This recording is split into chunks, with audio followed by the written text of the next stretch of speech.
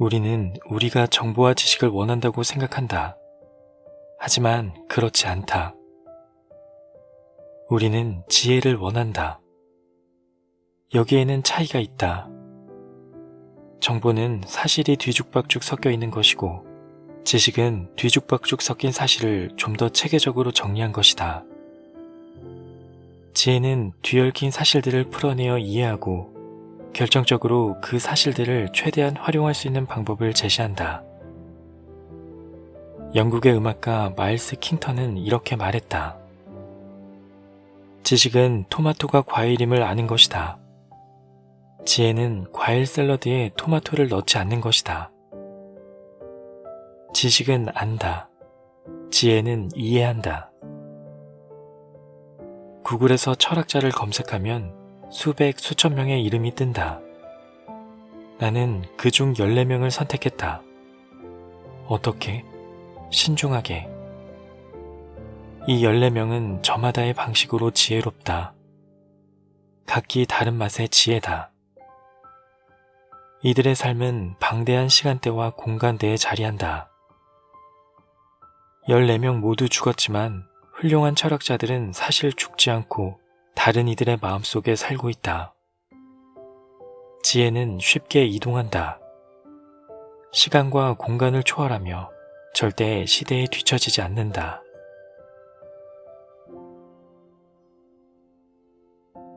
안녕하세요. 책이 빛나는 밤의 기현입니다. 오늘 소개해드릴 책은 에릭 와이너 지음, 김하연 옮김, 소크라테스 익스프레스라는 책입니다. 철학, 매우 난해하고 어렵기만 하죠. 바쁜 일상을 살아가는데 그다지 도움이 되지 않는 것만 같은 철학.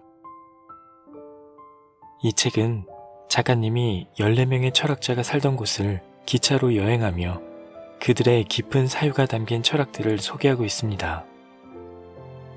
역사상 위대한 철학자로 기록되는 사람들도 결국은 우리와 같은 하루를 살아가며 그 속에서 삶의 의미를 찾고 있었습니다.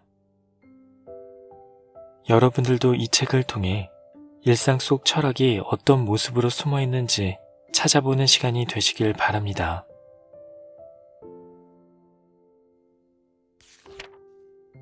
소크라테스처럼 궁금해하는 법.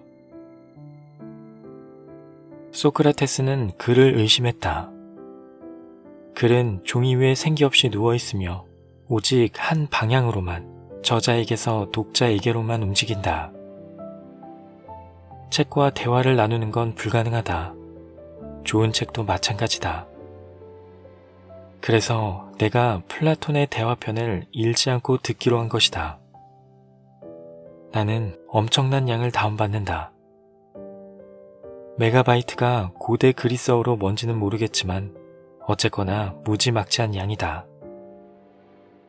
대화편은 내 삶의 배경음악이 된다. 지하철을 탈 때도, 딸아이를 축구 연습에 데려다 줄 때도 대화편을 듣는다. 운동기구 위에서 열심히 두 다리를 움직일 때도 듣는다. 소크라테스와 함께 요리하고 마신다. 소크라테스와 함께 잠에서 깨어나고 다시 소크라테스와 함께 잠자리에 든다.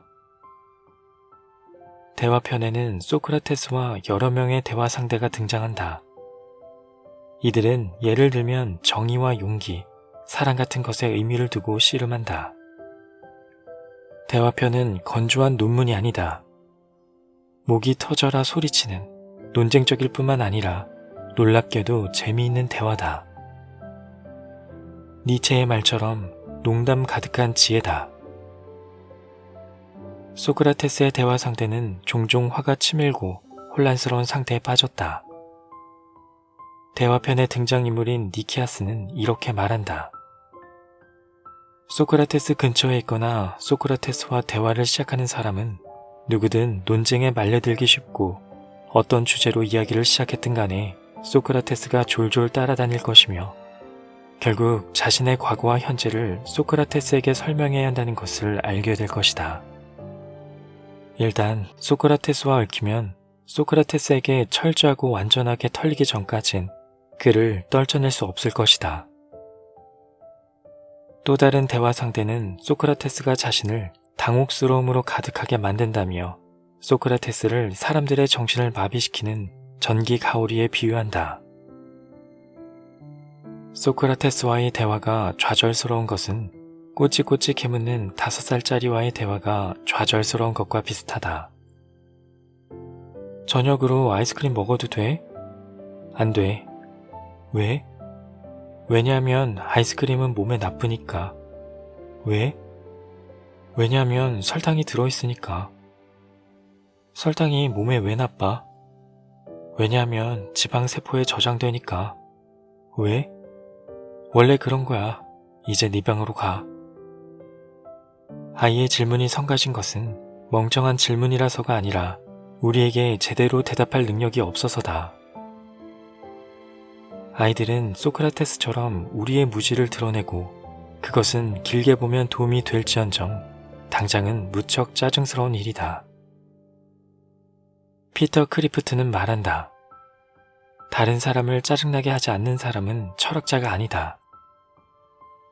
나는 이 말을 읽고 희망에 가득 찬다. 나는 믿을 만한 여러 지인에게 내가 정말 짜증나는 인간이라는 이야기를 듣는다. 세계 인류급이다. 그 밖에도 소크라테스는 나와 비슷한 점이 많다. 여러 여자의 지위, 두둑한 뱃살, 늘 궁금해하며 여기저기로 떠도는 마음, 대화를 향한 사랑. 하지만 우리가 달라지는 지점은 바로 끈기다. 나는 실제든 상상 속에서든 싸움을 피하는 경향이 있다. 소크라테스는 그렇지 않았다. 그는 엄청난 용기를 보여주었다. 기원전 432년에 있었던 포티다이아 전투에서 놀라운 힘과 체력을 드러내며 친구 알키비아데스의 목숨을 구했다.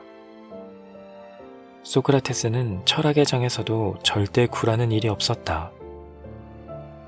소크라테스는 사람들에게 그들의 신념뿐만 아니라 그들의 삶 전체를 설명하라고 요구하는 가차없는 감사였다. 소크라테스와의 토론에서 빠져나오는 것은 불가능했다. 지금이나 그때나 똑똑한 척 으스대는 사람들이 선호하는 현학적 수사라는 연막을 소크라테스는 꿰뚫어 볼 줄 알았다. 훌륭하군. 당신은 용기가 무엇인지 모르는 장군이야. 신앙이 무엇인지 설명하지 못하는 목사야. 사랑이 무엇인지 모르는 부모야. 소크라테스의 목적은 모욕을 주는 것이 아니라 빛을 밝혀 일종의 지적 광합성을 일으키는 것이었다. 소크라테스는 정원사였다. 마음속에 당혹스러움을 심고 그것이 자라나는 것을 지켜보는 것만큼 그가 좋아하는 것은 없었다. 이렇게 당혹스러움을 심는 것은 까다로운 일이었다. 자신의 무지가 드러나는 것을, 특히 공개적으로 드러나는 것을 좋아하는 사람은 아무도 없기에 소크라테스와의 대화는 종종 격양되곤 했다. 고르기아스에 등장하는 인물은 이렇게 말했다. 소크라테스, 나는 당신 말을 이해할 수 없소. 그러니 당신 말을 이해하는 다른 사람을 찾으시오. 당신은 폭군이오, 소크라테스. 이 논쟁을 끝내거나 아니면 나 아닌 다른 사람과 논쟁을 벌이시오. 가끔은 심한 말 이상의 것이 오가기도 했다.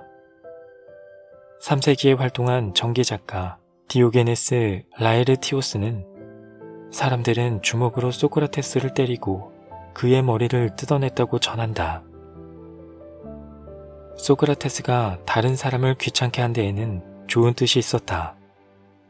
바로 더 선명한 시야를 위해서였다. 소크라테스는 거만사였다. 사람들은 잘못된 도수의 안경을 쓰고 돌아다닌다. 이런 실수는 당연히 보는 방식과 보는 대상에 영향을 미친다. 사람들은 왜곡된 현실을 유일한 현실로 착각한다. 심지어 자신이 안 맞는 안경을 쓰고 있다는 사실조차 모른다. 하루 종일 휘청거리며 가구에 부딪히고 사람들 발에 걸려 넘어지면서 내내 가구와 사람들을 탓한다. 소크라테스는 이를 어리석고 불필요한 것으로 여겼다. 소크라테스는 실패자였다. 가혹하게 들릴 수도 있지만 그래도 사실은 사실이다. 소크라테스가 나눈 많은 대화들은 제우스의 천둥 같은 돌파구가 아닌 교착 상태로 끝이 난다. 철학은 문제를 해결하는 대신 더 많은 문제를 일으킨다. 그게 철학의 본성이다. 소크라테스는 책을 출판하지 않았고 동료 아테네 시민의 주장에 따라 사형을 당했다. 신을 섬기지 않고 아테네 젊은이들을 타락시켰다는 것이 소크라테스에게 제기된 혐의였지만 사실 소크라테스가 사형당한 것은 무례한 질문을 너무 많이 던졌기 때문이었다. 소크라테스는 철학사의 첫 번째 순교자였다. 재판이 끝나고 운명이 결정된 소크라테스는 제자 몇 명과 한자리에 모인다. 제자들은 비탄에 잠겼지만 소크라테스는 그렇지 않았다. 그는 죽을 때까지 낙천적이었고 속을 알 수 없었다. 그는 이렇게 말했다. 이제 가야 할 시간이 되었습니다. 나는 죽기 위해, 여러분은 살기 위해 가야 합니다. 하지만 우리 중 누가 더 좋은 곳으로 갈지는 신 외에는 아무도 알지 못할 것입니다. 너무나도 멋진 마지막 발언이다. 실제로 많은 소크라테스 전기가 이 대사로 끝을 맺는다. 하지만 문제가 하나 있다. 이건 소크라테스가 남긴 마지막 말이 아니었다. 플라톤은 대화편 중 파이돈에서 소크라테스가 죽기 직전에 있었던 일을 들려준다. 소크라테스는 친구에게 이렇게 말한다. 크리톤, 우리는 아스클레피오스에게 수탉 한 마리를 비치고 있네. 반드시 잊지 말고 갚아주게나. 크리톤이 대답한다. 알겠네. 다른 할 말은 없는가? 소크라테스는 대답이 없었다. 죽은 것이다. 이런 재미없는 결말을 어떻게 이해해야 할까? 학자들은 수백 년간 이 질문을 곰곰이 생각했다. 일부는 소크라테스의 이 마지막 말을 비관적으로 해석한다. 당시 그리스인들은 치유의 신인 아스클레피오스에게 수탉을 바쳤으므로 소크라테스는 아마 삶이 반드시 치료해야 하는 질병과 같다는 뜻에서 그 말을 했을 것이다. 어쩌면 이건 본인이 천상으로 올라가면서도 사람들은 다시 현실로 끌어내리고자 했던 소크라테스만의 방법이었을지 모른다. 아니, 어쩌면 소크라테스는 우리가 삶의 커다란 문제로 골머리를 앓고 있을지라도 작은 것들을 잊지 말아야 한다는 사실을 우리에게 상기시킨 걸지도 모르겠다. 시민으로서 또 친구로서의 의무를 간과하지 말 것, 명예로운 사람이 될 것, 다른 사람에게 수탉을 비쳤다면 수탉을 갚을 것. 하지만 더 단순하고 덜 심오한 가능성도 있다. 독배에 넣은 독미나리의 효과가 나타나서 소크라테스가 횡설수설 아무 말이나 짓거렸을 가능성이다. 진실은 아무도 모르며 아마 앞으로도 영영 알 수 없을 것이다. 하지만 이것만은 안다. 질문의 왕이 질문의 구름을 남기고 사라짐으로써 남은 사람들이 머리를 쥐어뜯으며 궁금해하게 만든 것이 본인과 유쾌할 정도로 잘 어울린다는 것. 소크라테스는 도저히 못 베기고 우리 머릿속에 심어놓은 것이다. 또 하나의 수수께끼를, 우리가 경험할 또 하나의 질문을. 오늘 준비한 내용은 여기까지입니다. 끝까지 함께 해주셔서 감사합니다. 지금까지 책이 빛나는 밤의 기현이었습니다.